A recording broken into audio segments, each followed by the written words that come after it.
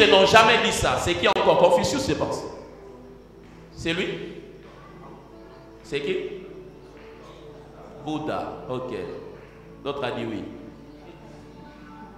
Bouddha, il n'a jamais dit que je vais résoudre votre problème de péché. Jamais. Jamais. Jamais. Il y a ce qu'on appelle des gourous, des maharajas. Ces personnes-là, dans l'hindouisme et les autres, il n'y a personne qui a dit, personne. Le Coran du début jusqu'à la fin n'a jamais dit que je vais résoudre votre problème de péché. Jamais. Jamais. Mais Jésus, lui, l'a fait. Et souvent, quand je parle pour faire passer le message de la croix dans mes séances de coaching, j'utilise, au lieu de dire la Bible, je dis le livre maître. Parce que l'islam a un livre, le judaïsme a un livre, les hindous ont un livre, mais il n'y a pas un livre qui est maître comme la Bible. C'est le livre des livres. C'est le livre de livres. Jésus dit des choses, dans la Bible il est écrit 106 fois. On a démontré par 106 versets que le fondateur du mouvement a décidé de mourir pour nos péchés. Je suis dans 1 Jean 2, dans 1 Pierre 2, 24, et nous lirons ensemble Ésaïe 53, 5 à 6.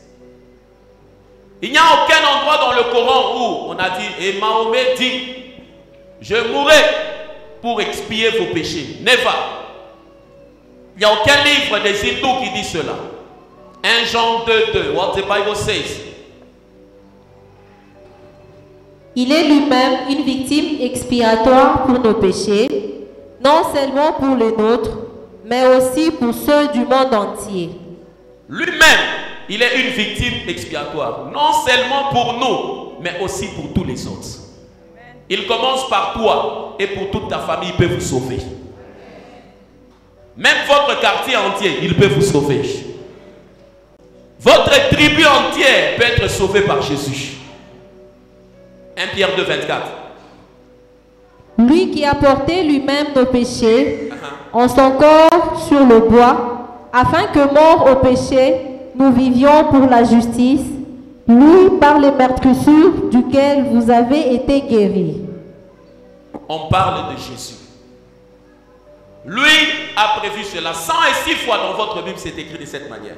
Si vous êtes avec moi dans Ésaïe 53, 3 à 5, soulignez ça, on va lire ensemble.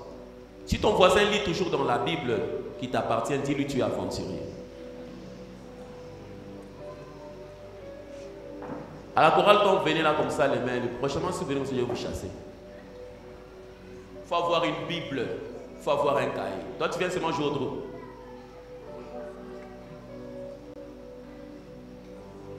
Ésaïe 53, 3 à 5. 1, 2, 3, come on. Oh, lis-le bien. 1, 2, 3, come on. Yes.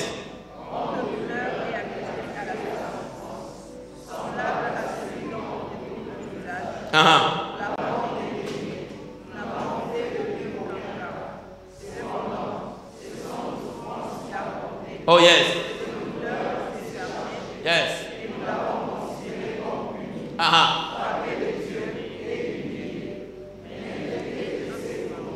Oh, c'est l'endroit même qu'il faut lire. Mais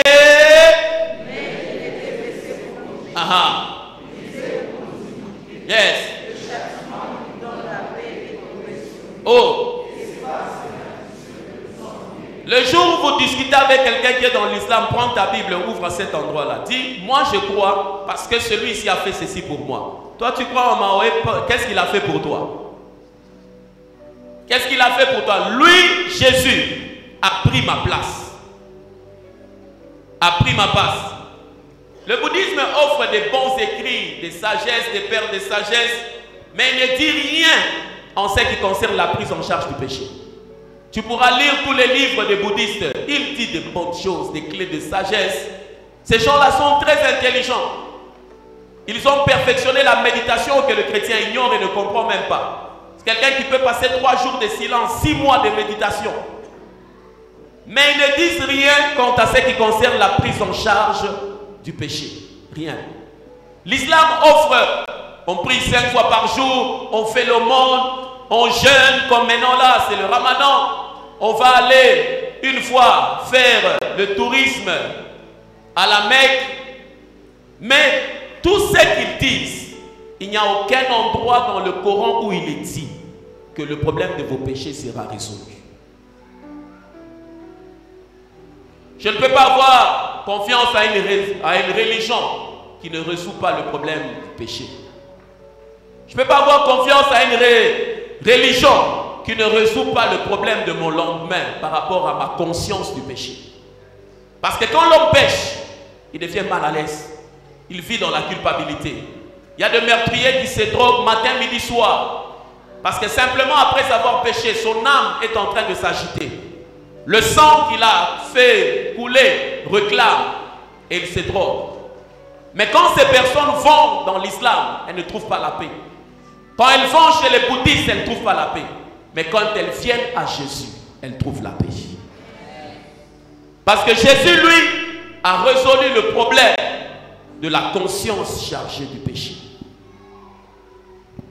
Et quand les gens célèbrent, ils utilisent le rameau pour dire l'entrée. Si tu leur tends la Bible, dis-nous ce que ça signifie. La plus grande question est pourquoi Jésus devait mourir? Pourquoi devait-il mourir? Why? C'est la question la plus importante qui mérite une réponse et qui est le fondement de la foi de tout chrétien. Si un chrétien n'a pas de réponse à toute chose, pourquoi prier en langue, il ne sait pas. Pourquoi voir des visions, il ne sait pas. Pourquoi les gens tombent en esprit, il ne sait pas. Pourquoi ceci? Mais le chrétien doit avoir une réponse face à cette question.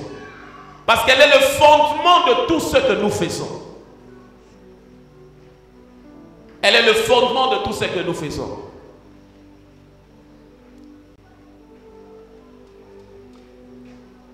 Pourquoi Jésus devait mourir pour l'humanité? Quand vous allez en science, Dieu il est tellement puissant. Même quand le scientifique fait semblant d'ignorer l'existence de Dieu, quand ils disent que la Terre a commencé sous l'effet d'un Big Bang, un mensonge monté de toutes pièces.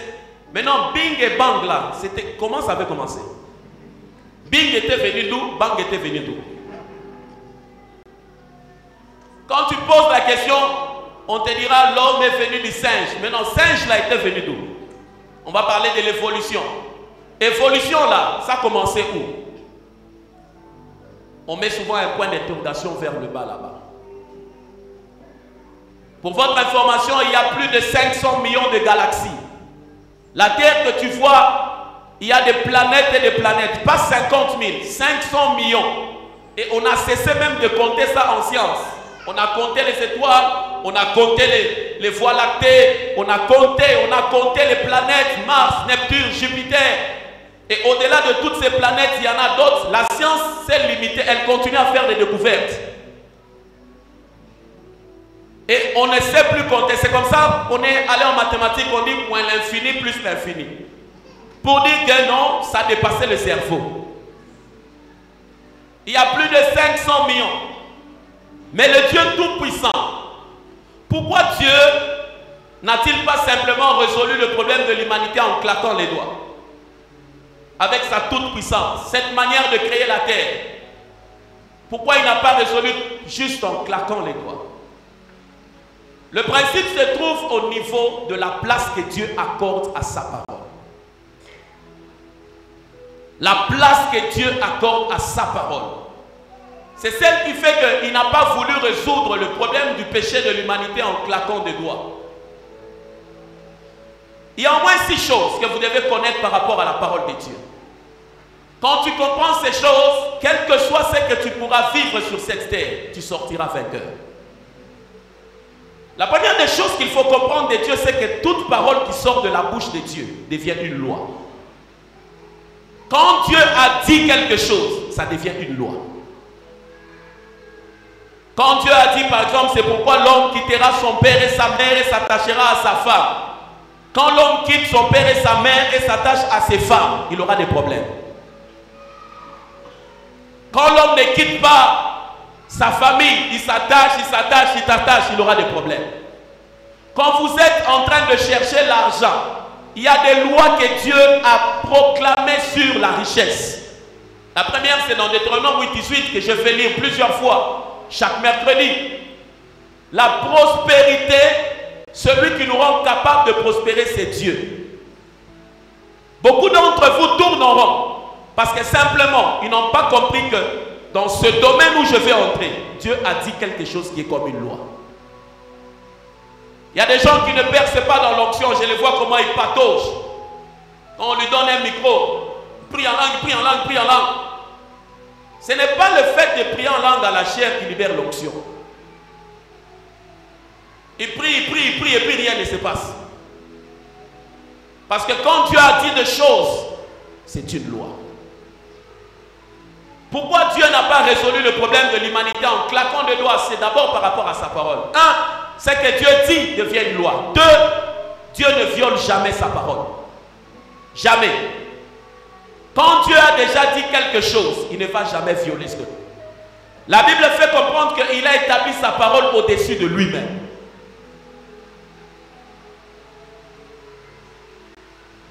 Troisièmement, Dieu ne renie jamais sa parole. Jamais. À tous ceux qui ont des promesses qui sont venues de Dieu, sachez que ça s'accomplira.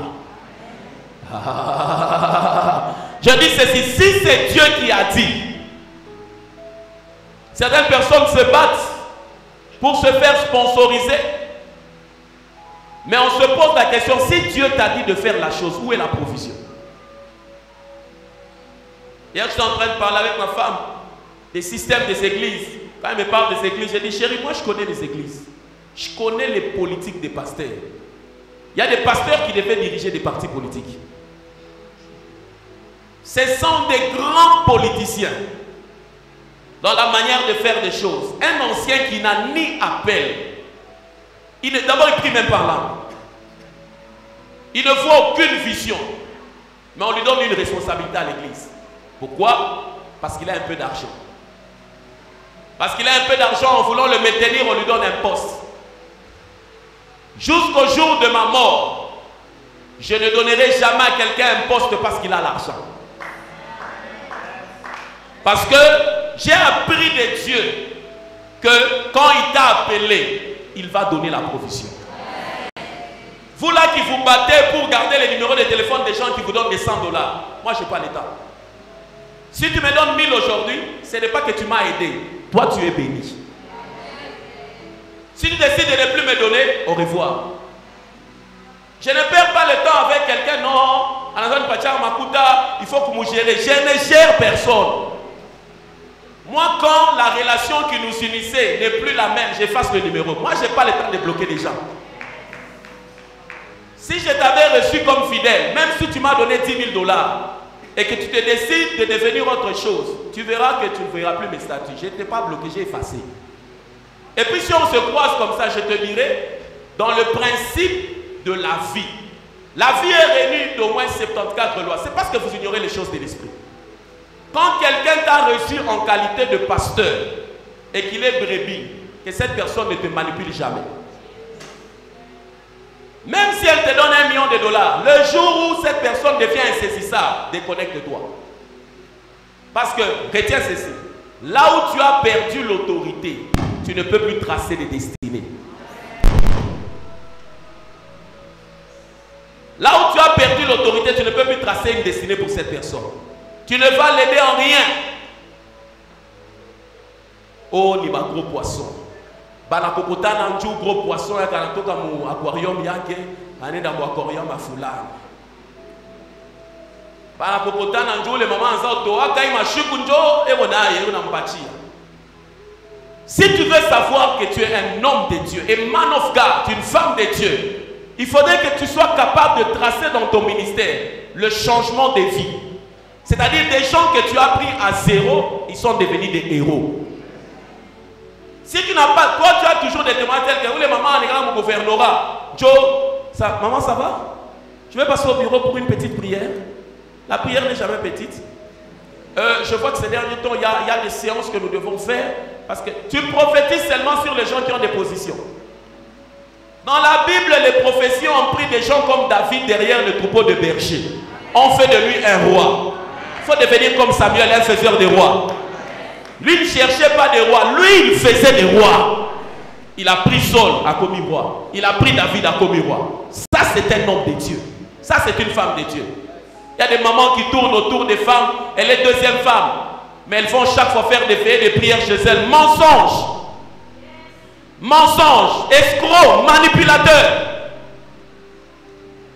D'abord cette phrase que vous dites ça n'a pas de sens. Dieu n'a plus d'aide à nous donner. Il nous a déjà tout donné. Car Dieu a tant aimé le monde qu'il a donné son Fils unique, afin que quiconque croit en lui ne périsse point, mais qu'il ait quoi? La vie éternelle. Il a donné la seule chose qui lui était précieuse. Dieu ne rédige jamais sa parole.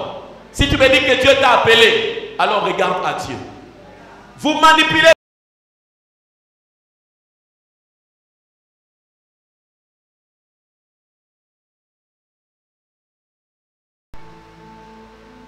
Dieu et sa parole font un. Ne cherchez pas des stratégies où on a géré maman Moyevi et pour deuxième femme. Non, gérer l'île. La première fois, quelqu'un m'a donné de l'argent en euros. J'avais été reçu par une deuxième femme d'une autorité de Kinshasa. Mais puis, je ne suis plus jamais rentré là-bas. Je vais rentrer faire quoi? M'a donné comme ça, paf, j'ai pris, je suis parti. Depuis lors, je n'ai même pas gardé son numéro. Il avait refusé la nourriture du corbeau. C'est pas moi qui vais inaugurer ça.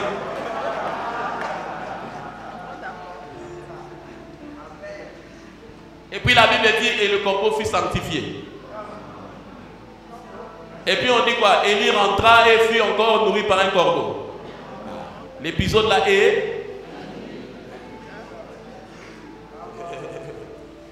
Dieu et sa parole font un. La cinquième des choses, j'aime beaucoup. La sainteté de Dieu l'oblige à accomplir sa parole.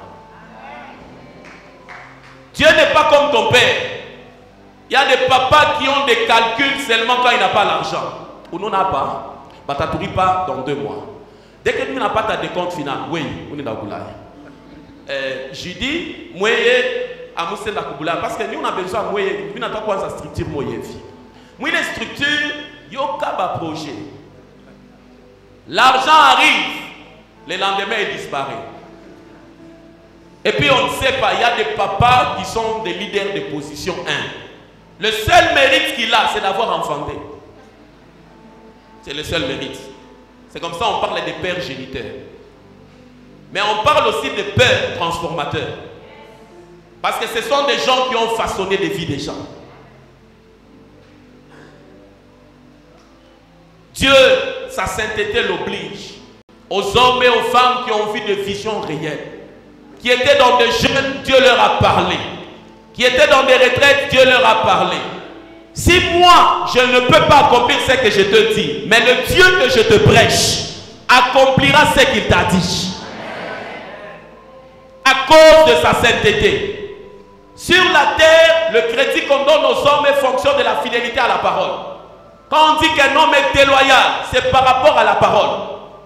Quand on dit qu'un homme est intègre, c'est par rapport à la parole. Quand on dit que cet homme est digne de confiance, c'est parce que ce qu'il dit, il fait toujours. Mais il y a des moments où l'homme se retrouve limité par des temps et des circonstances. Mais au garde, Dieu, à cause de sa sainteté, il fait que dans le monde, quand on parlera de qui est fidèle, chaque personne lèvera la main et dira, pas mon père, mais toi, le Dieu de cieux, tu es fidèle. À cause de sa sainteté. Si tu as un cahier où tu as écrit les promesses, garde-les. Dieu est fidèle, il accomplira. Si tu as vu une vision, garde-les. Dieu est fidèle, il accomplira. Il y a des gens qui marchaient avec moi chaque jour, mais ils ne savaient pas que moi j'avais déjà vu des visions. On dormait. Il y en avait qui nous honoraient. Il y en avait qui nous saluaient dignement. Oh Israël, comment? Petit budget? Ils nous saluaient dignement. Mais dans mes rêves, dans mes visions, dans mes jeûnes, dans mes prières, j'avais déjà vu des choses. J'avais déjà vu tellement de choses. Tellement de choses. Toute ma vie, je sais que le 3/4 de personnes que je dirigerai seront des jeunes. J'aurai l'avantage du succès sur plusieurs. Parce que je vais coacher beaucoup de jeunes. En 99, Dieu m'a dit, par voix audible, j'ai écrit un cahier de plus de 24 pages, comme ça, sous l'onction, en train d'écrire. Par moment, quand les gens disent Dieu leur a dit, je regarde seulement, je dis menteur. Dieu Tout-Puissant te dit, et tu te bats comme tu te bats là. Dieu te dit que cette sœur ici, c'est ta femme, et vous vous battez comme vous vous battez.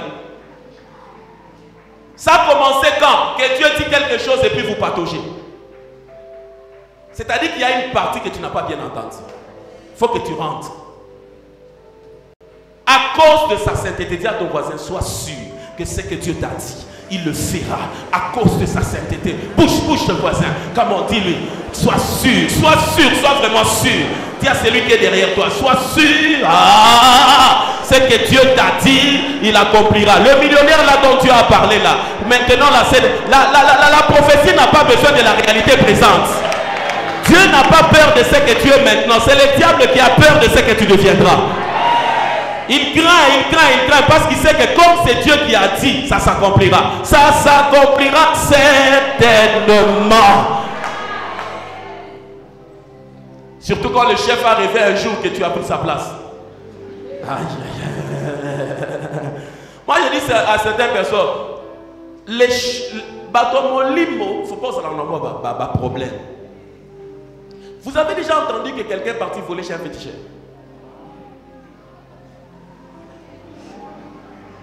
Oh non, Arienda, Arribeba, Nini, Kishi, ya papa, Mousmali, Anakwana, Moulumbashi. Vous avez entendu?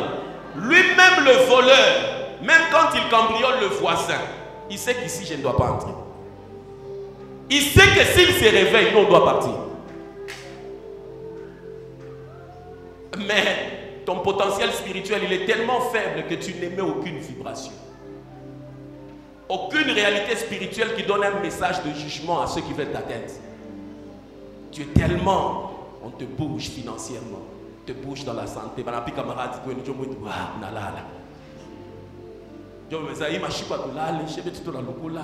Junior Allianza, il avait banane, mimo mina shikia hadene, jo bantu musululu, mambo haya sana. Moi je vous aide, mambo haya sana.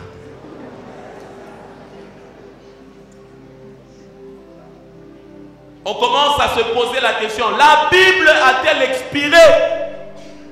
Dieu, tu as déménagé. Est-ce que nous devons attendre autre chose ou ce que nous attendons est déjà arrivé? Mais je t'informe qu'il n'y a pas d'émission. Mais il y aura remaniement sur la terre. Parce qu'il faut de nouveau défendre les intérêts du surnaturel. La sixième chose, Dieu lui-même regarde au travers de sa parole pour accomplir tout ce qu'il a dit. Dieu lui-même.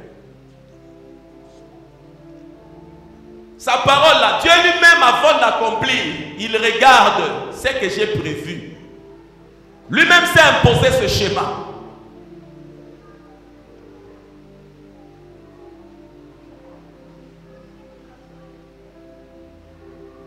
Ces 6 choses montrent la puissance de la parole. Ces 6 choses montrent pourquoi est-ce que Dieu n'a pas claqué les doigts pour dire que paf, soyez sauvés.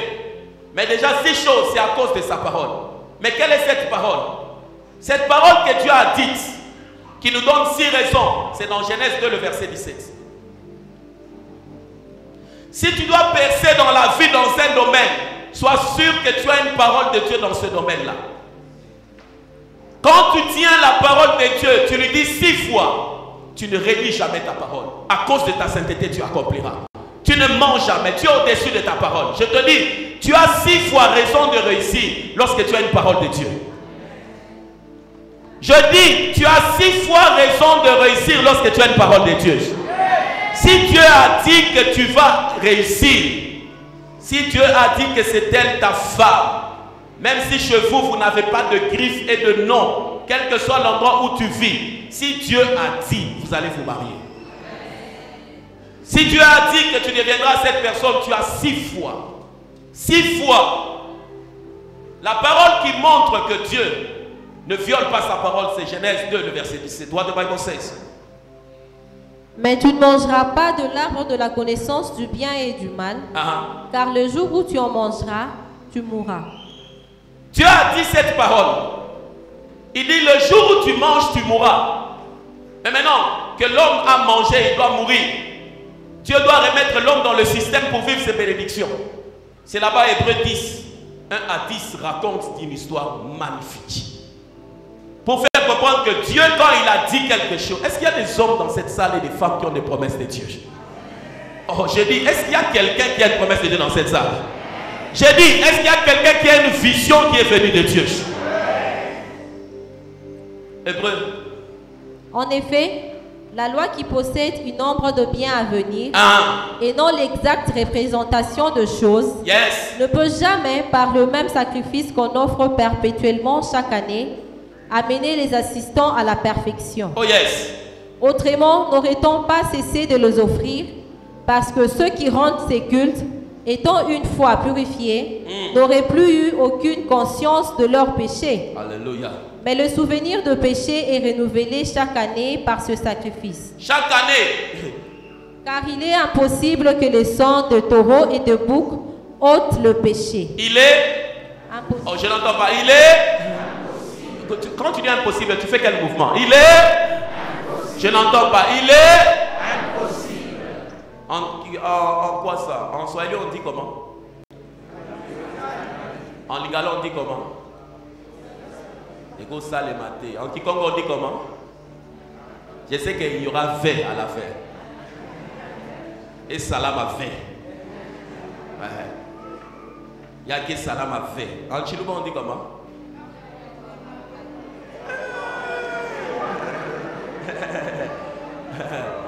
En Kiluba on dit comment? Kabia Kwense Kato. Ok. En Kiluba on dit comment?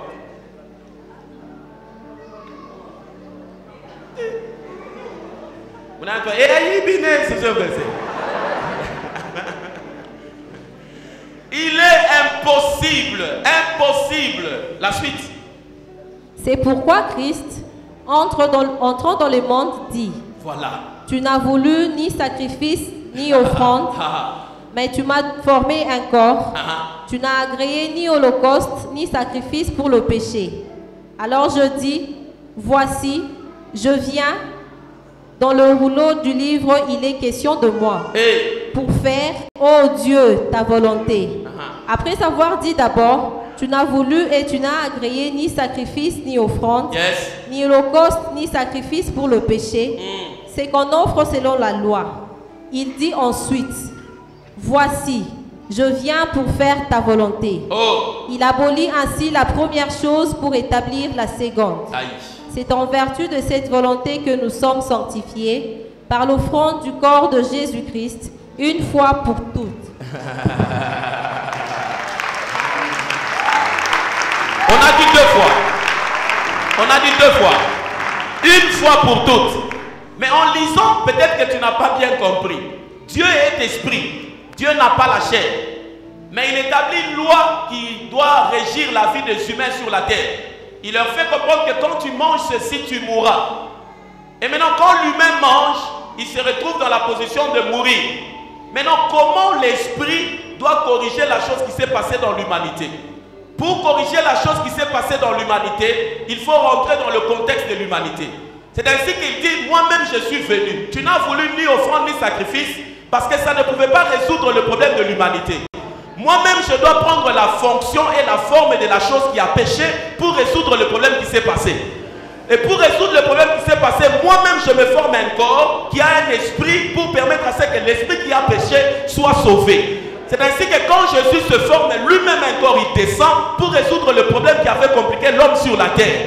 Comme lui-même avait dit que quand tu manges, tu vas mourir. Maintenant, pour que tu puisses vivre, il faut que je sois dans le contexte comme toi. Et pour être dans le contexte comme toi, je dois avoir le même corps, les mêmes réalités. Quand je viens dans ta réalité, je résous le problème de ta destinée. Et le problème de ta destinée s'appelait péché. Mais maintenant, moi, je viens. Je me fais pécher pour que toi, tu sois justifié.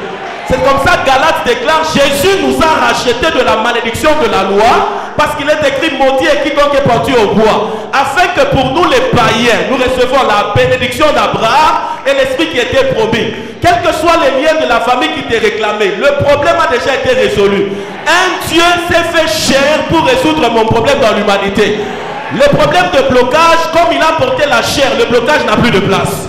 Le problème de malédiction, comme Jésus avait porté la chair, la malédiction n'a plus de place.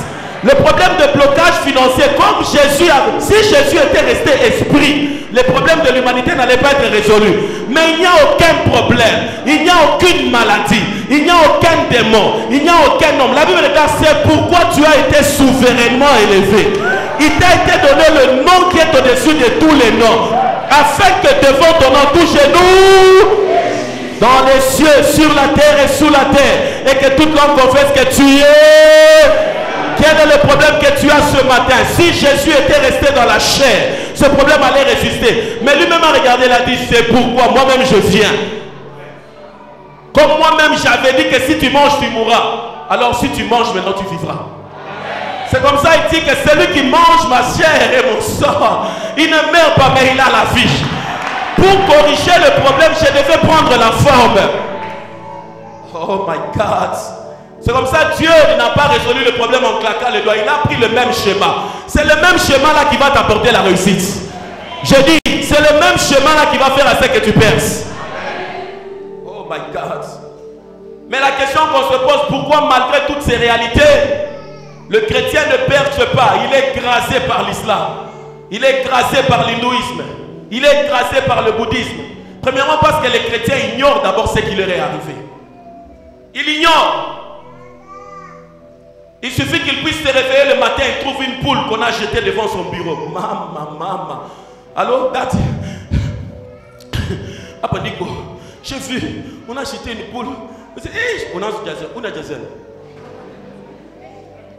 On a jeté une poule, il y a le sang partout.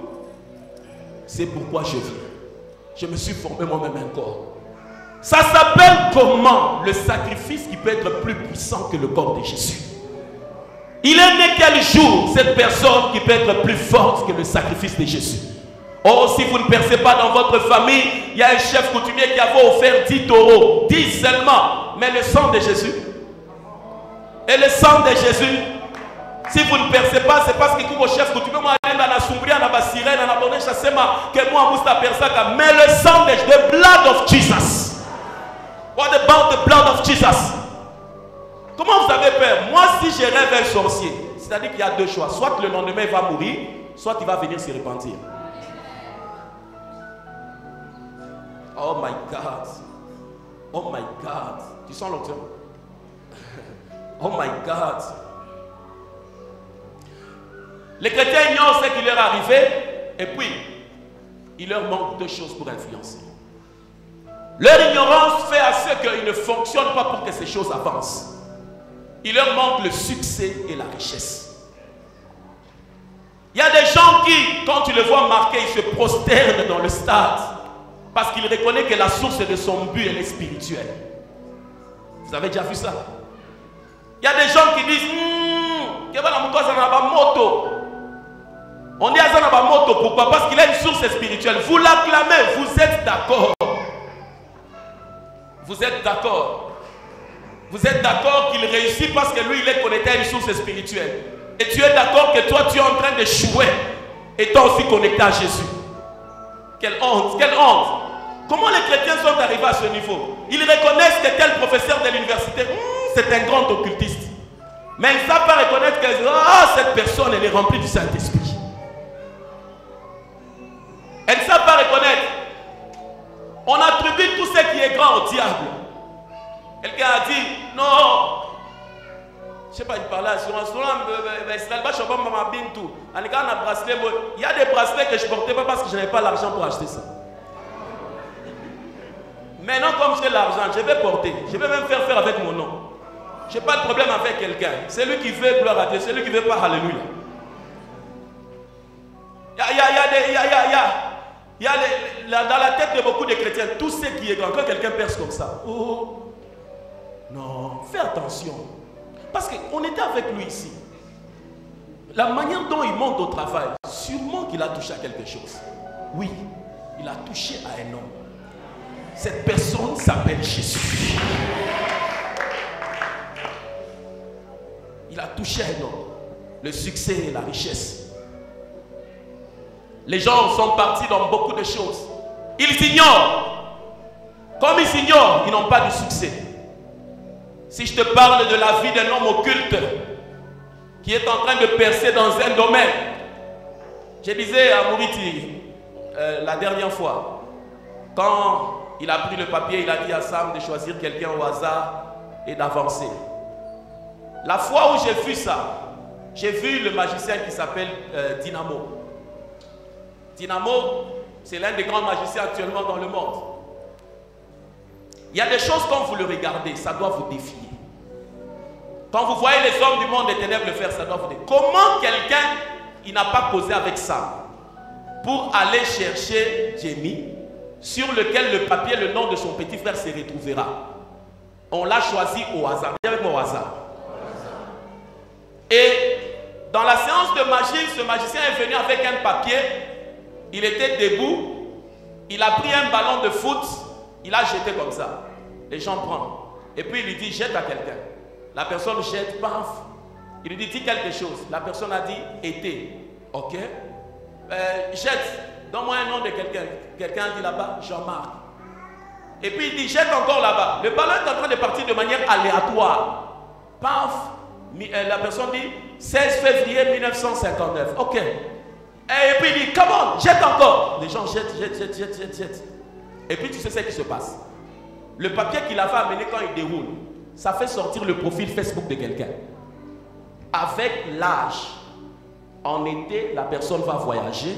Tout ce que les gens ont dit de manière aléatoire, lui il avait déjà ça depuis la maison. Il est venu avec. Et c'est comme maintenant il m'explique, je comprends comment les mouvements angéliques fonctionnent. On ne peut pas activer certaines réalités quand on n'y croit pas. Tu sais pourquoi? Parce que toi tu penses ce que les gens vont dire. Mais il faut se dire qu'est-ce que le ciel va penser.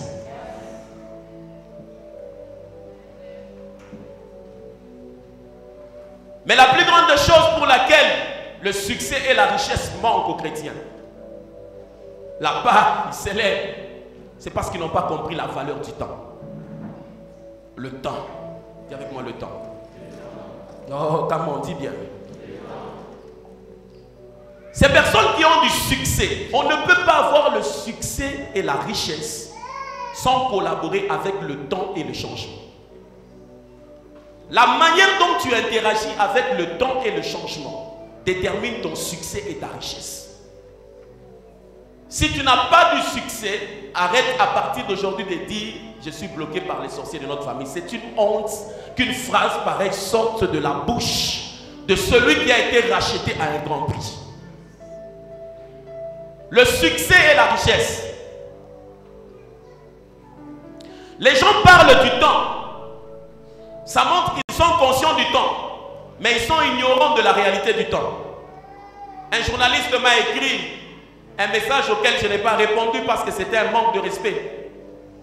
Et j'étais même la chaîne, parce que si je se croise avec lui, d'abord je n'ai même pas son âge. Elle me dit, bonjour coach, nous avons urgemment besoin de vous. Et puis à la fin il écrit c'est urgent. J'ai seulement regardé, je n'ai jamais répondu. J'ai dit mon temps à moi, tu me mets dans l'urgence. Et puis moi aussi je viens. Tu vas me donner combien? Quand les gens parlent du temps, et beaucoup parlent du temps, mais vous ignorez la valeur du temps. Il y a des phrases telles que le temps n'attend personne. Vous connaissez ça? Le temps n'attend personne.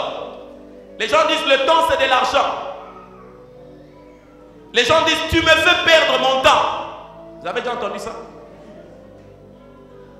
Il y a des gens qui disent aussi je suis pressé par le manque de temps. C'est-à-dire qu'il modifie son comportement parce qu'il sent que la réalité du temps commence à manquer. Dieu Tout-Puissant a établi les corps célestes pour faire rendre compte l'homme de la réalité du temps. Je suis dans Genèse 1, 14 et Genèse 8, 22. Si nous devons avoir du succès et de la richesse, nous devons dealer avec le temps et Comment? Le temps est le... Dis-le bien. Je n'entends pas. Genèse 1, le verset 14. Dieu dit qu'il y ait des luminaires dans l'étendue du ciel pour séparer les jours d'avec la nuit. Yes. Que ce soit des signes pour marquer les époques, le jour et les années. Dieu fait ces séparations. Dans Genèse 8, 22, il ajoute une chose.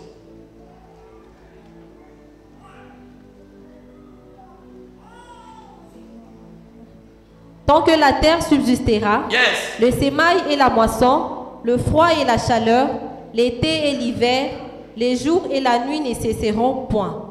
C'est Dieu qui parle. Quand tu prends Genèse 1, 14 et Genèse 8, 22, la pensée derrière cela, c'est quoi? La vie est faite des saisons. La vie est faite des saisons. Et une saison, c'est quoi? C'est une période caractérisée par un certain climat et une certaine végétation. Quand on dit qu'on est en saison sèche, il y a un climat et il y a une végétation. C'est-à-dire qu'il y a une atmosphère et des choses qui doivent pousser correspondant à cette atmosphère. La vie de l'homme aussi est faite des saisons. C'est-à-dire, il y a certaines atmosphères qui déterminent certaines choses que tu vas manifester. Dieu établit le temps pour te faire comprendre que ta vie est faite des saisons. Maman, ta vie est faite des saisons. Sur la terre, tu n'es pas venu pour devenir seulement une pondeuse. Tu ne vas pas avoir des enfants toute ta vie. Il y a un moment où tu dois arrêter parce qu'il y a autre chose à faire. On ne donnera jamais à quelqu'un un certificat parce qu'il a beaucoup d'enfants. La vie est faite. Comment la vie est faite? Quand tu ne comprends pas cela, tu manqueras le succès et la richesse. Nos erreurs peuvent affecter le temps. Mais nos bons choix aussi peuvent affecter le temps. Pourquoi parle-t-on de la malédiction générationnelle? Comment le mal peut suivre les gens dans le temps comme ça? Exode 34, le verset 7. Nos erreurs peuvent affecter le temps. Mais nos bonnes décisions aussi peuvent affecter le temps. C'est comme ça on dit que quelqu'un est en retard. C'est le temps qui est affecté, n'est-ce pas? On dit aussi que quelqu'un est en âge. C'est le temps qui est affecté. Exode 34, verset 7. Qui conserve son amour jusqu'à 1000 générations, qui pardonne l'iniquité, la rébellion et les péchés, mais qui ne tient point les coupables pour innocents, et qui punit l'iniquité des pères sur les enfants et sur les enfants des enfants jusqu'à la 3e et à la 4e génération. Comment les gens peuvent se retrouver quand on va approfondir les études bibliques après la Pâque? En parlant de l'argent, je vous parlerai de pourquoi on doit enseigner à la première, à la 2e et la 3e génération les principes financiers. Et qu'est-ce qui fait que chez les Congolais, plus les parents vieillissent, ils s'appauvrissent? Qu'est-ce qui fait que dans beaucoup de familles congolaises, restons dans le cas congolais, quand ils étaient petits, ils buvaient du lait, ils pouvaient même brosser les dents avec, ils couraient partout, et même te disent, quand nous on était petits, c'était pas comme vous. Mais plus papa grandit, plus ils s'appauvrissent. Mais ce n'est pas le sujet du jour. Mais l'anglophone, plus il vieillit, plus son enfant s'enrichit. Why? L'un des grands facteurs déjà, c'est le temps. La valeur du temps. C'est comme ça l'anglophone dit time is. Le temps peut être une bénédiction ou une malédiction. Ça dépend de comment tu l'utilises. Et s'il y a une chose qu'il ne faut jamais oublier, le temps c'est la vie. Quand quelqu'un te donne son temps, il t'a donné sa vie. Quand quelqu'un te donne 1 heure, il t'a donné sa vie. Quand on te pose la question, quel âge as-tu? Et que tu dis, j'ai 30 ans, j'ai 80 ans, j'ai 15 ans. Ça signifie quoi exactement? Je suis ce que le temps a fait de moi. Je suis ce que je fais du temps. La manière dont j'ai utilisé le temps, voici ce que je suis. Ce n'est pas seulement un âge, mais c'est un indicateur. Un indicateur. Nous mesurons la vie en fonction du temps.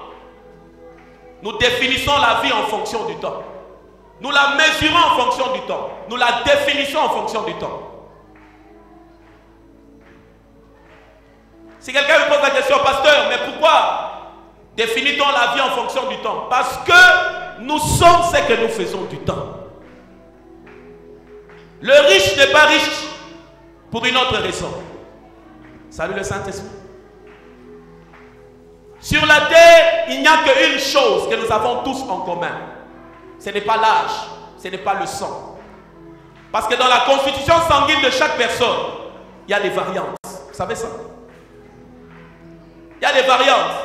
Les gens peuvent avoir le même groupe sanguin, mais il y a des déviations ici, de ça, tout ça. On parle des résus là-bas, tout ça. N'est-ce pas, Candy? Mais sur la terre, Bill Gates n'a pas 25 heures, il a 24 heures. Steve Jobs n'a pas 25 heures, il a 24 heures. Miles Monroe n'avait pas 30 heures, il avait 24 heures. Le bishop David Oyedepo n'a pas 35 heures, il a 24 heures. Oprah Winfrey n'a pas 24 heures de plus que nous, elle a 24 heures comme toi. On peut être différent de couleur de peau, de taille, mais sur la terre, le point commun de tout homme, on a tous 24 heures.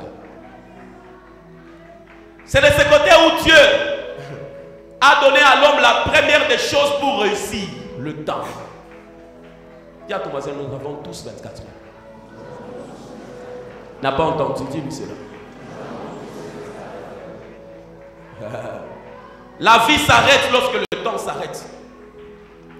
Quand tu meurs, le temps s'arrête. Et c'est en ce moment-là où tu vas de l'autre côté, on dit que tu es allé dans l'éternité. Tu es allé dans l'éternité. C'est-à-dire que la mort, c'est la vie qui quitte le temps. Le temps, vous êtes avec moi? Ceux qui tapent les mains là, ce sont les enfants de l'école. Dis-leur, c'est les pasteurs qui prêchent, va chercher l'école.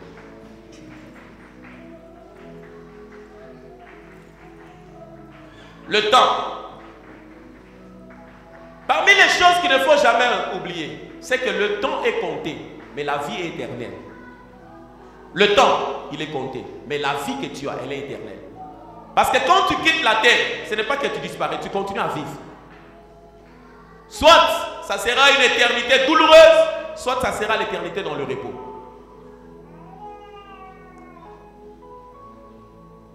Comme par exemple, nous sommes à l'aube du 4e anniversaire de la maison d'adoration pour les nations. On doit comprendre que le temps est momentané et que Dieu nous a mis dans cette portion ici pour vivre et faire certaines choses. Ça ne sera pas éternel, ça passera. Ça ne sera pas éternel, ça passera. Vous êtes avec moi? Ecclésiaste 3:10 dit une chose. Quand quelqu'un n'a pas compris le temps, c'est quand il continue à se battre pour la bouillie avec ses frères à la maison. Il n'a pas compris que la vie est faite de saisons. Cette saison est déjà passée. Tu ne peux pas avoir 30 ans et continuer à réclamer qu'on te laisse la nourriture. Tu contribues? Tu as donné combien?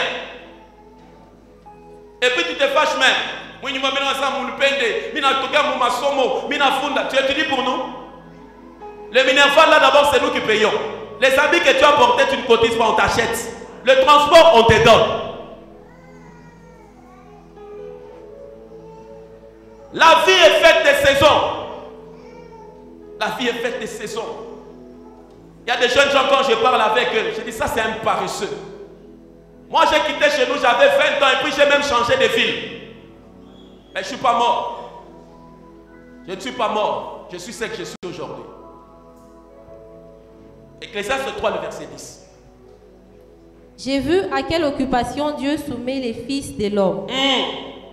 Il fait toutes choses bonnes en son temps. Même il a mis dans leur cœur la pensée de l'éternité. Bien que l'homme ne puisse pas saisir l'œuvre que Dieu fait, du commencement jusqu'à la fin. L'homme ne saisit pas ce que Dieu fait du commencement. Comment? Dis-le bien. Dis ça à ton voisin pour que ça reste. L'homme ne saisit pas ce que Dieu fait. La suite. J'ai reconnu qu'il n'y a de bonheur pour eux qu'à se réjouir et à se donner du bien-être pendant leur vie. Mais que si un homme mange et boit et jouit du bien-être au milieu de tout son travail, c'est là un don de Dieu. J'ai reconnu que tout ce que Dieu fait durera toujours, qu'il n'y a rien à y ajouter et rien à en retrancher, et que Dieu agit ainsi afin qu'on le craigne. Ce qui est a déjà été, et ce qui sera a déjà été, et Dieu ramène ce qui est passé. Acclame d'abord pour la parole de Dieu.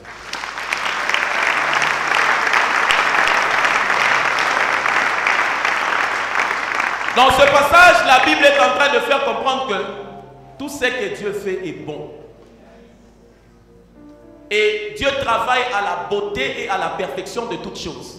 Quand tu fais l'étude biblique en anglais, pour comprendre le sens de bon, la Bible fait comprendre que Dieu amène toutes choses à la maturation. C'est-à-dire, quand Dieu commence quelque chose, c'est la saison de la maternité de la chose. Mais à un moment, il y aura la maturation de la chose. Exemple. Dans une saison, quand vous venez vers un manguier, vous trouvez que la mangue est verte. Elle n'est pas encore consommable. Elle ne peut pas aider à faire certaines choses. N'est-ce pas? N'est-ce pas? Mais le même manguier, quand vous revenez après, vous sentez que la mangue a changé de couleur. Cette mangue qui avant pouvait être jetée parce qu'elle est verte, commence à être conservée pour être vendue. La même mangue, elle change de valeur. Dans la vie de l'homme, il y a ces saisons-là, où quand l'homme avance, il est comme une mangue verte.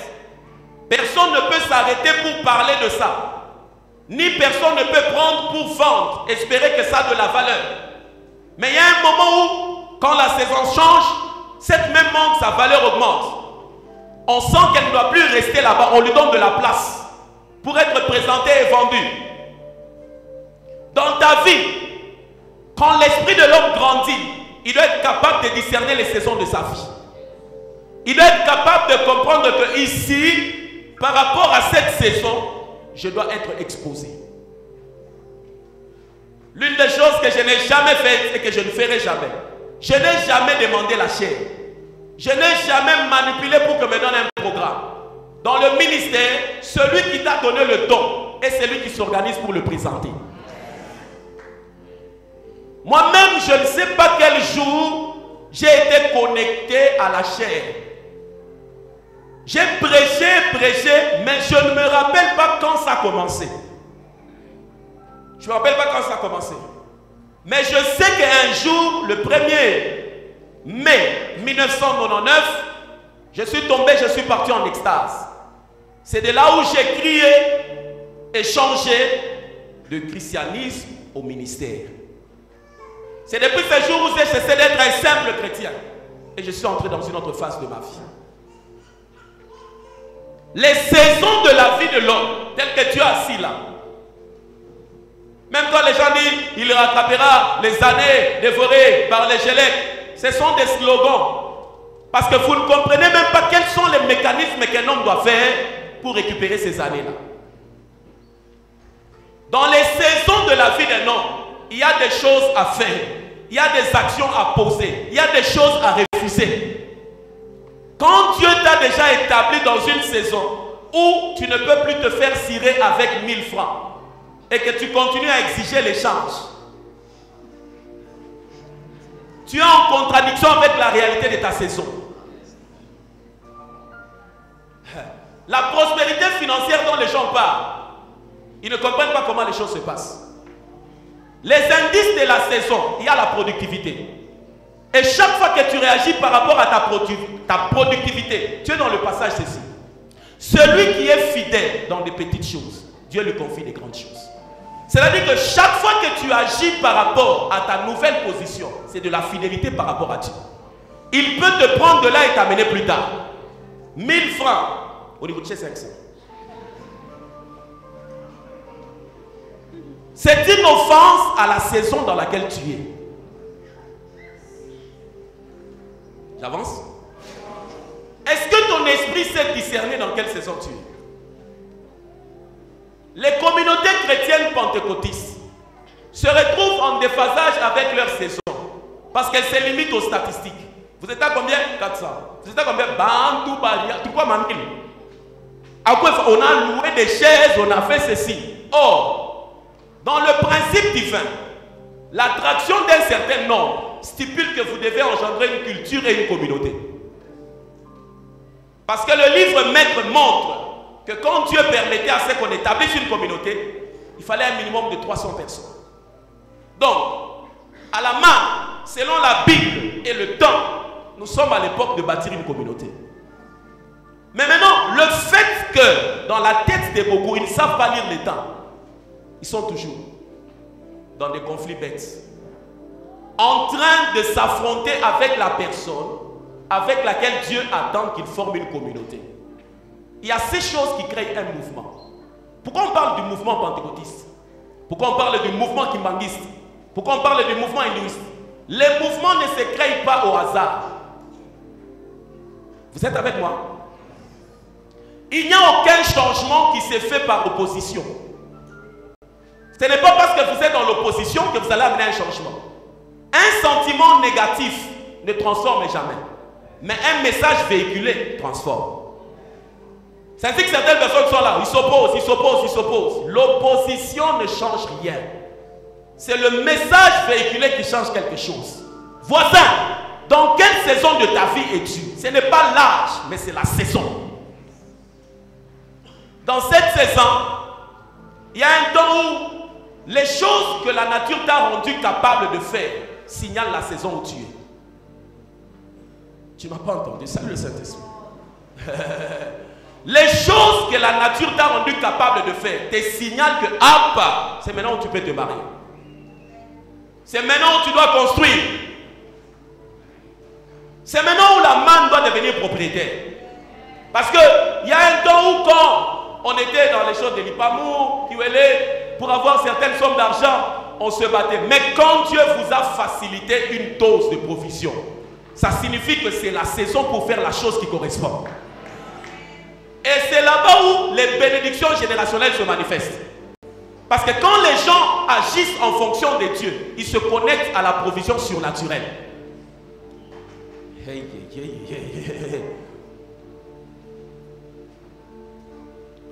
Qu'est-ce que tu manifestes? Qu'est-ce que vous manifestez pour l'instant? Voisin, dans quelle saison de la vie es-tu? Pose la question. Il y a des gens qui se battent, Moi, on ne m'aligne pas, on ne me voit pas, et pourtant j'ai des choses. Dans les choses de Dieu, quand tu commences à te soucier de ton apparition, c'est une expression de l'orgueil. Prie pour ton cœur. Tel que tu me vois là, je n'ai jamais planifié des apparitions. Moi, il y a des choses d'ailleurs, on m'a appelé comme ça la veille. Israël, bonjour, comment tu vas? Moi, je vais toujours bien. Dis la suite, c'est comment déjà? Moi, je vois des choses. Il y a certaines personnes qui m'écrivent bonjour. Je montre ma femme. Et puis, alléluia, ce qu'il fait, c'est communiquer. Le temps, il est précieux. Si tu m'écris sur WhatsApp, bonjour, dis-moi directement ton problème, c'est quoi? T'as dit comment tu vas? Je vais toujours bien. Je vais toujours bien. Ma chère peut avoir un problème de frustration, mais ça ne me dérange rien. Moi, la vie sur la terre, je suis venu la jouer à 100%. Je n'attends pas que quelqu'un acclame. Moi-même, je m'acclame. Quand je m'habille là, moi-même, je sais que c'est bon. Moi-même, quand je prêche là, je sais que je suis allé 10 pas. Je ne suis pas venu faire perdre mon temps. Sois le premier supporter de ta vie. Vous êtes avec moi? Mais malheureusement, beaucoup d'entre vous, le temps les échappe. Tu vois comment ils se battent. Après l'université, ça ne signifie pas mariage. Après l'université, c'est la productivité. Comment on a investi 5 ans pour que tu étudies? Et puis la seule chose que tu amènes, c'est un fiancé à la maison. Ça n'a pas de sens. Et puis elle-même se bat. Le jour de ma défense, qui va me donner la fleur? Et puis, il y a des gens qui ont reçu des fleurs le jour de la défense. Ils ne se sont pas mariés avec celui-là. On s'est agenouillé devant elle après la défense, ils ne se sont pas mariés. On a prédoté, ils ne se sont pas mariés. Maintenant, toutes les fleurs là, tu as fait un jardin.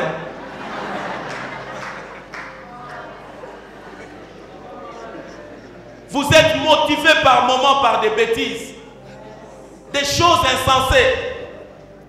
Femme, écoute-moi, la terre a changé, le temps a changé. Une femme non productive est comme un rideau de maison. Elle ne pèse rien. Soyez productifs au nom de Jésus.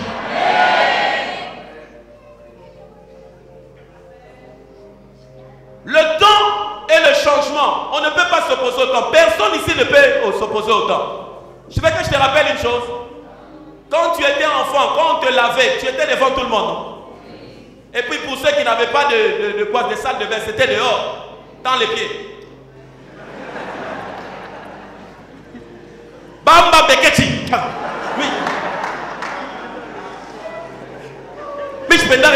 Maman, mais je t'en sais l'emnaïcha Gisèle. Mais non, tout ça. Mais au qui tu as mouru, comment t'as l'emnaïcha? Asa l'emnaïcha, dis-moi le quoi. Mais aujourd'hui, si Yah t'appelle, viens, je te lave. Tu dis quoi? Pourquoi? Parce que le temps et le changement ont fait leur rôle.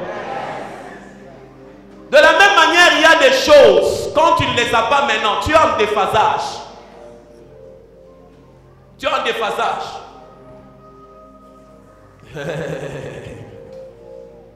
Je ne sais pas qu'est-ce que vous faites du temps. On ne devient pas succès au hasard. Le succès, il est intentionnel. J'ai l'intention de devenir, sur le continent africain, l'un d'une voie de référence. Quand on parlera de moi, on dira qu'en Afrique, il y a un homme qui s'appelle Israël Kahil. Il est loin pour les choses de Dieu, mais il est aussi intelligent pour la science.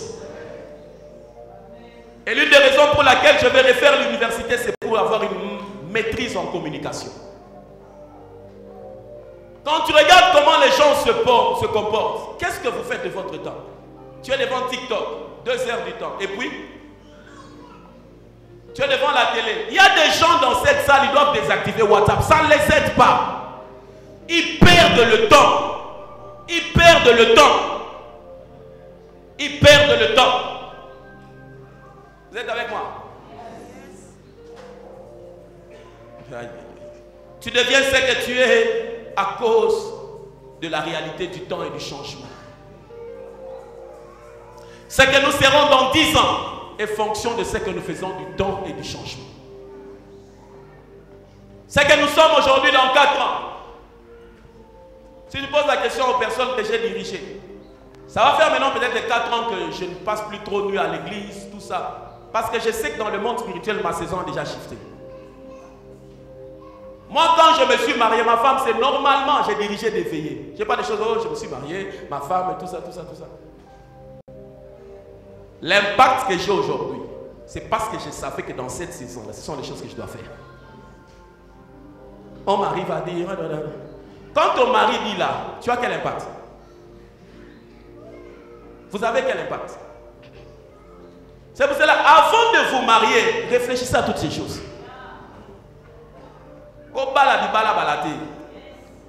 Non, il est beau, il sourit, ça ne compte pas dans le mariage. Ça ne compte pas dans le mariage. Un bon sourire ne garantit pas la paix d'un mariage. Il y a des hommes qui sourient bien, mais ce sont des meurtriers, des sanguinaires, des escrocs. Non, j'aime bien sa barbe quand le coiffeur. Hein? C'est seulement la raison. Il y a des moments quand tu regardes femme.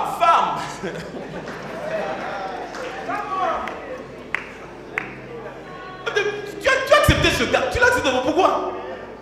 Tu dormais, tu l'as vu dans le... Qu'est-ce qui s'est passé? What is the problem?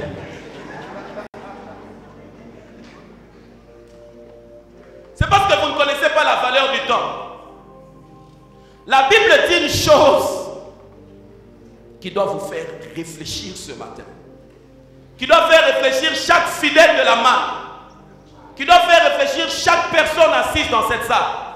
Et surtout celui qui se trouve dans la tranche de 25 à 35 ans. La décennie de la destinée. La Bible dit dans Proverbe 16:4, Dieu a fait chaque chose pour un but. Sur la terre, tu n'es pas là au hasard. Tu n'es pas là au hasard. Ah, voisin, je ne suis pas le produit du hasard. Come on, come on, come on.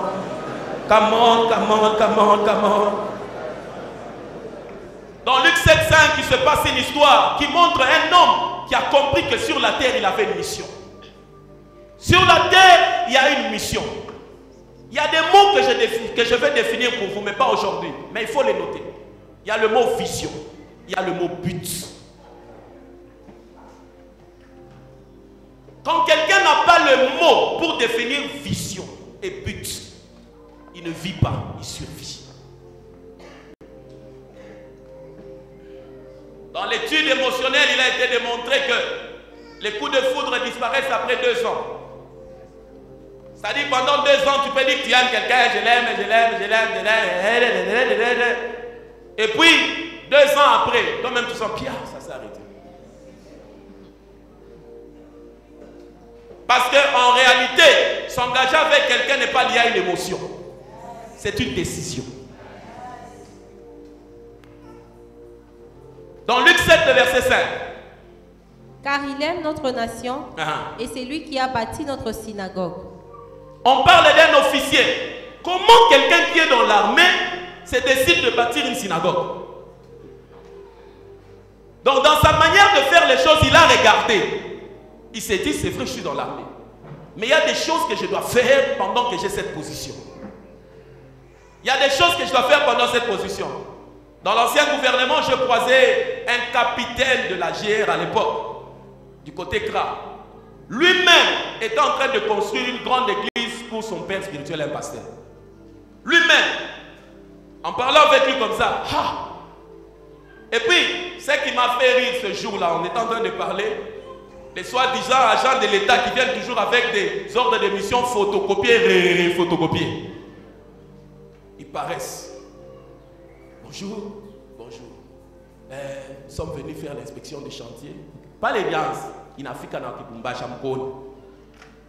sont venus faire l'inspection des chantiers. Et puis, quand tu le regardes, d'abord moi je suis géant. Quand tu le regardes, le capitaine, il a vu c'est au moins cette taille ici. Il regarde ces gens ça. Vous n'avez pas dit? Ça n'a pas encore fait l'impression. Mon gars, comment la sema, il y a aucun moyen. Papa, ils sont partis sans protocole d'accord. Un homme qui se retrouve.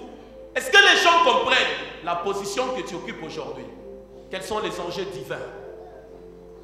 Quand tu liras la Bible et que tu la reliras, tu comprendras une chose. Dieu élève un homme pour une seule raison. Pour que le royaume avance. Pas pour 2 raisons. C'est comme ça que certaines personnes se retrouvent dans un travail. Il n'a pas de promotion. Parce que quand Dieu regarde son cœur, il voit qu'il est grand prêtre. Mais il ne voit pas qu'il est au service de Dieu. Mon papa, oh, grand, quand il entre, bon, il voit bien des champagnes là-bas. Bon, oh, tout ça. Toi, ton père, c'est quoi? Non, petit, je suis là. Tu pleures pour vous, je suis là. Dieu ne lève pas les hommes. Avez-vous lu la Bible? Pourquoi Dieu a élevé Daniel? Pourquoi Dieu a élevé David? Pourquoi Dieu a élevé Meshach, Shadrach, Abednego? Pourquoi Dieu a élevé Déborah? Pourquoi? Pour que le royaume avance. Pas pour 2 raisons, pour que le royaume. Dans quelle saison êtes-vous? Dans quelle saison êtes-vous? Et cette compréhension, je suis en train d'atterrir pour amener quelqu'un à comprendre qu'on ne joue pas avec la vie. Cette compréhension du temps va te permettre de redéfinir certaines choses. Je me posais la question, pourquoi est-ce que dans certains milieux, il y a certaines atmosphères? Je vous dis, moi je suis allé dans des cultes, ça commençait de 9h à 21h. Et puis, les gens ne partent pas, les gens s'agitent. Et puis quand tu regardes à la caméra, à un certain moment, on dit overflow one, overflow two. La salle d'en haut remplie avec 4000 personnes. La salle d'en bas remplie avec 5000. Débordement, plus de 9000 personnes. Ces atmosphères-là, ces gens-là ont donné le temps et le changement. Vous êtes avec moi? Je dis, vous êtes avec moi? Un homme qui avait compris la notion du temps, dis d'abord le temps. Les saisons. Ma vie est faite de temps et de saisons. Non, on fera bien la poitrine. Il y a un temps où je dois vivre certaines choses. Vraiment, il y a un temps, moi, je dois manifester certaines choses.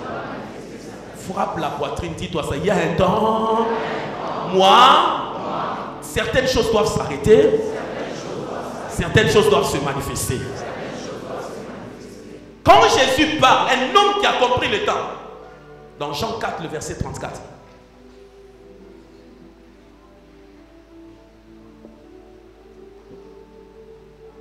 Jésus leur dit, ma nourriture est de faire la volonté de celui qui m'a envoyé et d'accomplir son œuvre. Ma nourriture est de faire la volonté.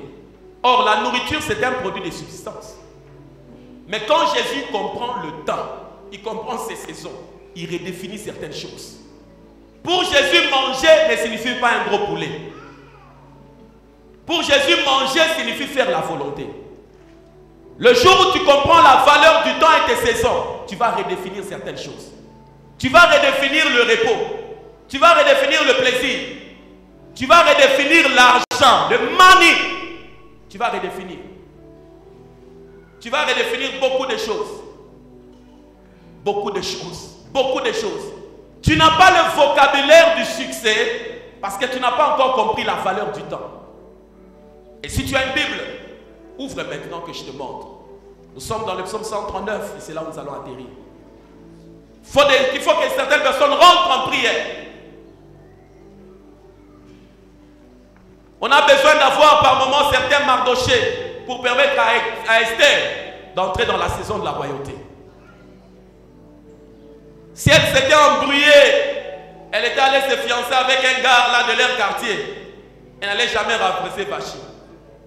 Si elle avait des mamans telles que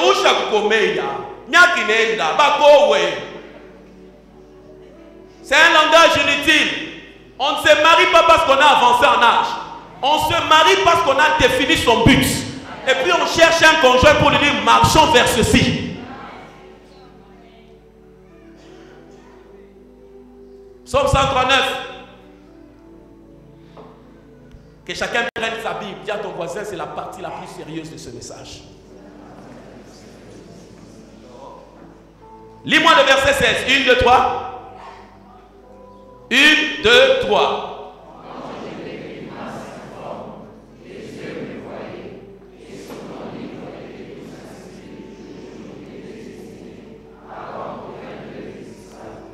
Tel que tu es là. C'est le verset 16, tu as lu? Relis-les encore plus fort. 1, 2, 3. Yes.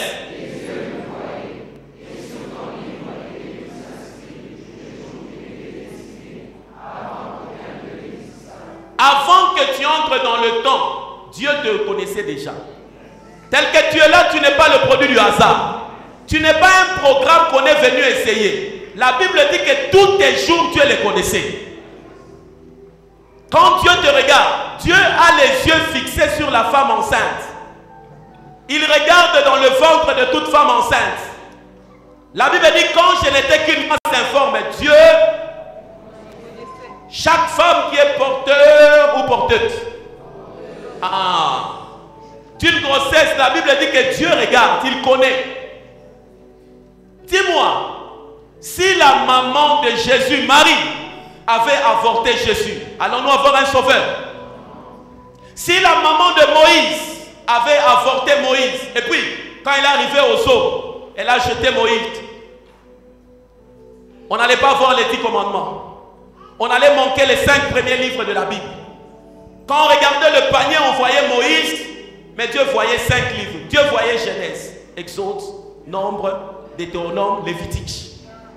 Mais la maman ne voyait pas ça. Mais le divin a un plan que ta famille ne connaît pas. Mais tu te bats, on ne m'a pas mis dans la liste de l'héritage. La famille peut te laisser dans l'eau, mais le ciel peut t'amener dans ta destinée. Dieu, dans Moïse, il avait mis 5 choses. Et quand tu regardes les de Genèse, c'est-à-dire que cet homme avait une histoire à marquer. Un homme extraordinaire qui pouvait se tenir devant la mer parce qu'il a entendu une voix que les autres n'ont pas entendue. Lever une branche et la mer se fend. De quel homme extraordinaire.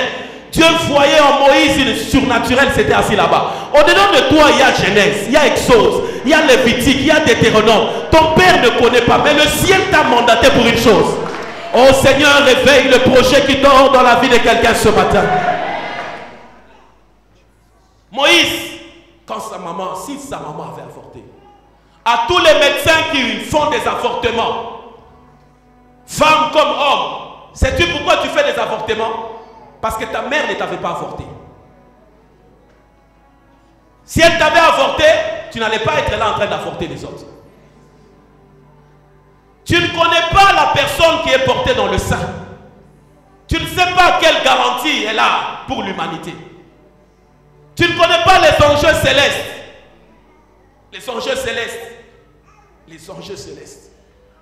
La Bible dit que tous tes jours, oh my God, il y a quelqu'un qui me suit ce matin? La Bible dit que tous tes jours étaient inscrits. 1, tu n'es pas le produit du hasard. 2, tu n'es pas un produit que Dieu essaie. C'est-à-dire que Dieu connaît le début et la fin de ta vie. Et puis quand on dit que tous tes jours sont inscrits, c'est-à-dire que dans le monde spirituel, il y a un livre de ta destinée. Celui qui doit te connaître doit lire dans l'invisible. Il y a des gens qui t'ignorent parce qu'ils n'ont pas su lire le livre de ta vie. Paul, quand les gens l'ont regardé dans la première épisode de sa vie, c'était un tueur en série. Vous savez ça? Paul était un meurtrier. Il a tué les gens, il a tué les gens. Comme certaines personnes qui parlent de nous au passé. Arizala Kanabantu Bade. Ayuaka. Alwa Kibengosa. Oule. Ils connaissent le Paul meurtrier. Mais quand le ciel regardait, il voyait qu'il y avait 3/4 du Nouveau Testament dans le meurtrier. 3/4. Sur 27 livres du Nouveau Testament, Paul a écrit 13. Pendant qu'il tuait les gens là, Dieu avait un programme. Il a écrit Romains, il a écrit Timothée, il a écrit Philippiens, il a écrit Colossiens, il a écrit Éphésiens. Il a écrit Éphésiens, le livre sur lequel la Bible n'a pas de sens. Si vous enlevez Éphésiens, la Bible n'a pas. Paul le meurtrier, quand il tuait là, les gens disent Moufuta Diamba, tout ça. J'ai un programme de Dieu au-dedans de moi. Les gens ne connaissent pas. Je suis en train d'avancer vers ma destinée. Je suis le prochain CEO qui va continuer à diriger les traders, les grandes plateformes. Je suis le prochain manager de cette équipe qui va marquer la ligne à foot. Où est cet homme grand que je cherche dans cette salle? Où est cette femme qui est... Quand Paul marchait là, les gens ne pouvaient pas imaginer que cet homme, c'est celui qui va faire à ce que le Nouveau Testament puisse avoir un sens. Méprisé aujourd'hui, mais célébré demain. Tu as peur. Ton père est mort. Ce n'est pas un problème. On ne réussit pas la vie parce qu'on vient d'une bonne famille. On réussit la vie parce qu'on suit le programme de Dieu. Notre papa est mort, il ne nous a pas laissé des parcelles. Ce n'est pas un problème. Dieu a un plan. Le verset 17, il est magnifique de la Bible.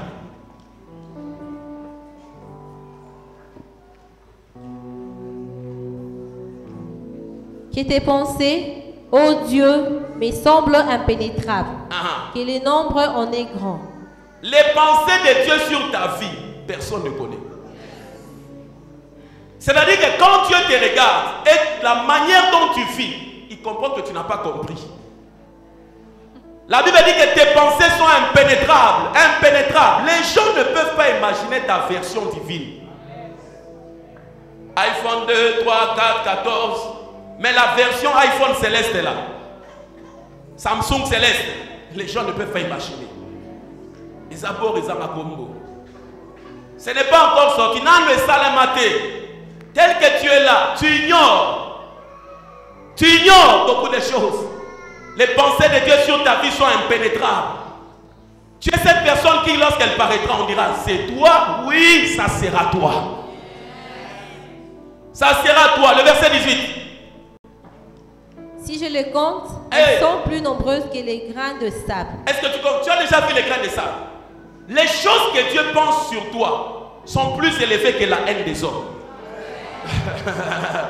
Tu as la crampe aux estomacs parce que quelqu'un ne te parle plus. Mais les pensées de Dieu, la Bible dit, c'est comme les sables de la mer. Sable de la mer. Mais une personne que tu connais qui ne te parle plus, tu ne dors pas. Mais le Tout-Puissant qui a des pensées sur toi, comme le sable de la mer. Est-ce que tu connais ce que le ciel pense de toi? Est-ce que tu connais, oh, il ne me salue pas, je sens que moi je ne vais plus évoluer à cause d'un homme, un humain. Mais le divin a des pensées comme le sable de la mer. Fais d'abord. Fais bien. Quand Dieu regarde ta vie financière dans les sables de la mer là, je ne sais pas si c'est un bloc. Si on prend le sable rempli ici, combien de grains peut être contenu dans ce bac ici? Si seulement ce bac ici contient les pensées de Dieu pour ta vie financière. C'est-à-dire qu'il pense comment tu vas t'enrichir, percer. Donc, on ne saura pas t'écrire combien Dieu il est bon et il pense à toi. La haine des hommes est absorbée par la bonté de Dieu. La suite. Je me veille et je suis encore avec toi. Ah. Ô Dieu, puisses-tu faire mourir le méchant, homme des sangs, éloignez-vous de moi. Il parle de toi d'une jusque là. manière... Et lisons maintenant le dernier verset, c'est Job 14, verset 5. Le temps.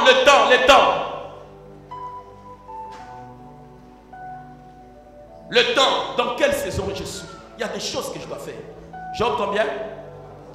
Verset, je compte jusqu'à 3. Vous y êtes? Si vous y êtes, donnez-moi un amen. 1, 2, 3, come on. Je n'entends rien. 1, 2, 3.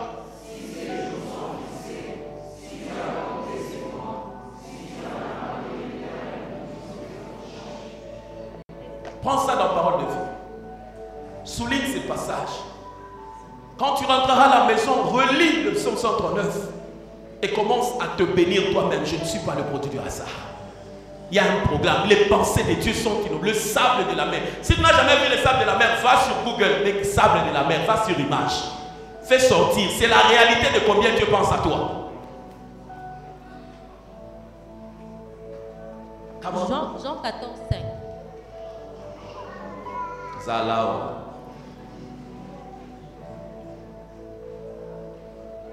Tu as fixé une limite à l'être humain. Tu as fixé à l'être. La suite. Tu as compté les nombres de ses mois et il ne peut les dépasser.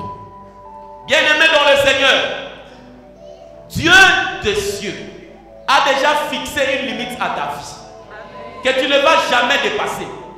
C'est pour dire que les choses que tu dois faire, c'est maintenant. Chacun d'entre vous, sur sa tête, se trouve une horloge. Chaque jour, quand c'est passé, c'est passé. Quand tu reportes de poursuivre ton rêve, tu annules une partie de ta saison de vie. Je ferai, j'irai. Sache que tu n'auras pas une autre vie. Tout ce que tu rêves là de devenir, c'est maintenant. Tout ce que tu rêves de faire, c'est maintenant. Ce n'est pas demain. Moi, il y a des voyages que je veux faire intentionnellement. On ne m'a pas invité. On m'a pas moi-même. Je pars. J'arrive. C'est comment ici? Je rentre. C'est maintenant.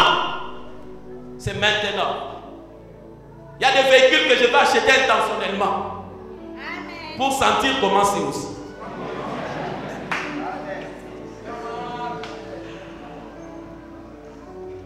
Si nos enfants doivent célébrer notre Dieu, c'est maintenant que nous devons leur laisser des cathédrales. Ce n'est pas demain, c'est maintenant que nous devons nous dire c'est notre tour. Nous devons faire ce qu'il faut pour que la génération qui viendra croie dans notre Dieu. Vous êtes d'accord avec moi? C'est maintenant que tu dois devenir. J'aimerais dire à tous ceux qui travaillent, tu ne vas pas travailler toute ta vie pour quelqu'un.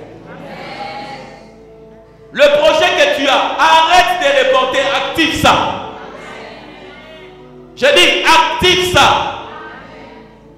Tes jours sont comptés. Est-ce que tu connais combien de jours tu as? Quand la Bible dit le plus vigoureux, c'est 80 ans. Le moins, c'est combien? 70 ans. Dans la normale, tu vas faire 70 moins ton âge pour te dire que tu restes avec autant. Mais qui t'a dit que tu atteindras 70 ans? Est-ce que tous ceux qui sont morts avant 70 ans, ils étaient pécheurs? Mais comment tu vis comme si tu as une autre vie? Tu te réveilles le matin, tu tournes en ville, tu entres dans des magasins pour ne rien acheter. Dans les caméras, heureusement, Django a brûlé avec tout. Parce que la manière dont on t'avait déjà ciblé, on savait déjà que quand tu entres, on signale au gars, mon fat. Quand tu es là, tu vois seulement quelqu'un qui est dans les rayons en train de tourner aussi. Parce on s'est tellement rendu compte que toi tu entres chaque fois, tu tournes, tu sors. Tu tournes, tu sors. Et on commence à s'inquiéter. Peut-être qu'il a un projet ici. Je m'aimerais dire à tous celui qui me suit, on n'a pas toute la vie. Il y a des choses que nous devons faire maintenant. Il y a des choses que nous devons bâtir maintenant.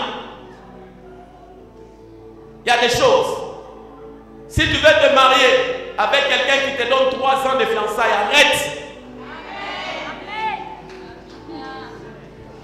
Comme il n'est pas encore prêt, toi tu n'es pas au parking. Maman, en 3 ans, beaucoup de choses peuvent se passer. Tu peux croiser quelqu'un d'autre. Mariez-vous. Moi, quand les gens voyagent, je leur dis toujours un communiqué. Moi, je ne les garde pas pour les gens des femmes. Si je trouve que quelqu'un peut l'épouser, je te dirai que je l'ai épousé, je l'ai fait marier. Je ne mets jamais quelqu'un la corde au cou. Oh, quand quelqu'un veut voyager, je lui parle d'abord. Lui-même, je dis, ne te mets pas la corde au cou.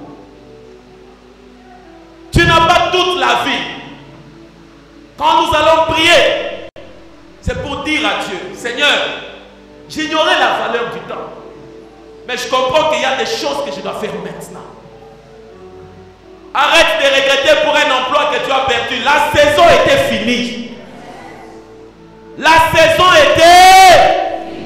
Oh, come on. J'ai dit la saison était... Ouvre ta Bible, Psaume 139. Lisons ça encore. 16 à 18. Dieu m'a envoyé à mon tout. Quelqu'un qui connaît que le monde spirituel existe. Sur la terre, je ne suis pas venu accompagner quelqu'un. Psaume 139, vous êtes avec moi? Le verset 16 à 18. Je compte jusqu'à 3, prends ta vie au sérieux. 1, 2, 3, comment? Non, dis-le bien. 1, 2, 3. Yes. 1. Yes. Avant qu'aucun d'eux n'exista. Yes.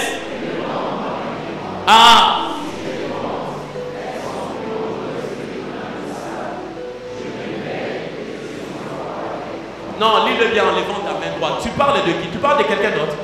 Tu parles de qui? Tu parles de qui? Tu parles de qui? 1, 2, 3, come on. Yes. Les jours qui m'étaient destinés.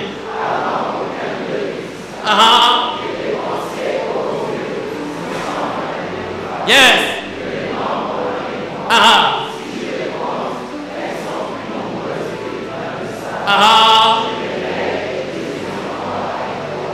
Un jour, je me suis réveillé le matin. J'ai dit à certaines personnes, je sens que ma saison dans ce milieu est finie. Ils ont dit, oh, l'exaltation a fini. Je t'ai dit, je viens de lire dans le monde spirituel que ma saison en ce lieu est finie. Et puis j'ai commencé à marcher pour sortir, rejoindre ma saison. Tu es en train de te battre pour quelque chose, pour un nom, pour une position. Mais as-tu lu quelle heure est-il à l'horloge de Dieu pour ta vie? Peut-être que c'est toi le prochain gouverneur qui est réclamé. Mais tu te bats pour tu es dans la bassesse. Ce matin, en levant tes 2 mains, dis avec moi, oh Dieu, ce matin je prie. Je vais devenir ton projet. Je vais vivre